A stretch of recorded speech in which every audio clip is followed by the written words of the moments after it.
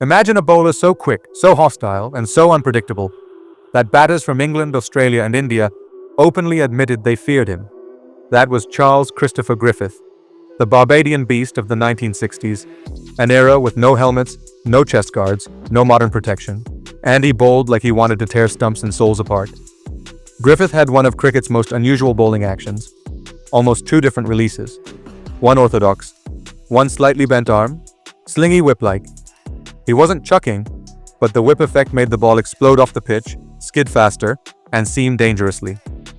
Cricketers of the time said the ball appeared late, like Malcolm Marshall and Sean Tate combined. Wes Hall was fire, but when you added Griffith, it became an inferno. Together, they were the most feared new ball pair of the early 1960s. Opposing lineups often collapsed before the scoreboard touched 40. Teams openly admitted, if Hall didn't get you, Griffith would finish you. Griffith wasn't just fast, he was hurtful fast. Griffith's peak came against England, 1963 series. Brutal spells to a point where Colin Cowdrey walked in with a plaster cast to save the match. Griffith's speed had the English dressing room in silence, 1966 series.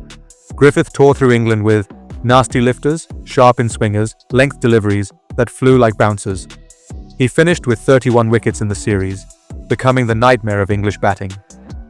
Charlie Griffith's career is remembered not just for wickets, but for fear and controversies. The Nari contractor incident, 1962.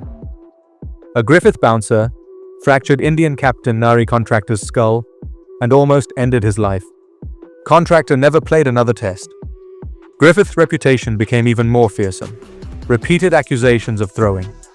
Some umpires and opponents complained about his action. Yet, despite scrutiny, he was never banned, only advised. But the psychological aura around him grew. Batters felt they were facing raw, uncontrolled pace, and fear itself is a weapon. For a short burst, 1963 to 1966, Griffith was almost unplayable. 94 test wickets, average under 29. In fast, bouncy conditions, he was a destroyer.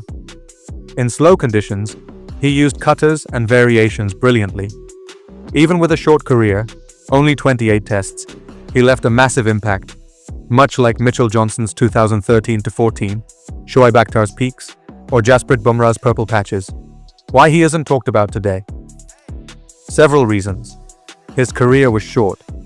His action controversy overshadowed his skill. He played in the same era as Wes Hall, so Hall got more spotlight. No internet and limited footage. But among old-time cricketers, journalists, and historians, Griffith is remembered as one of the fastest and scariest ever. At his best, Charlie Griffith was top 10 fastest bowlers of all time. The most intimidating bowler of the early 60s. A nightmare for England, India, Australia. A man whose bounce and sling turned matches in a session. He wasn't just good, he was terrifyingly good. One of the original monsters of West Indies pace bowling, paving the way for the legends who followed.